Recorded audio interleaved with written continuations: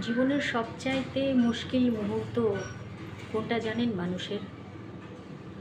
সেটা হলো আপনার সঙ্গে যারা চলাফেরা করে বা চলাফেরা করছে তাদের মধ্যে কে আপনার জন্য প্রার্থনা করছে আর কে আপনার জন্য গেম প্লে করছে সেটা অনেক সময় আমরা বুঝতে পারি না।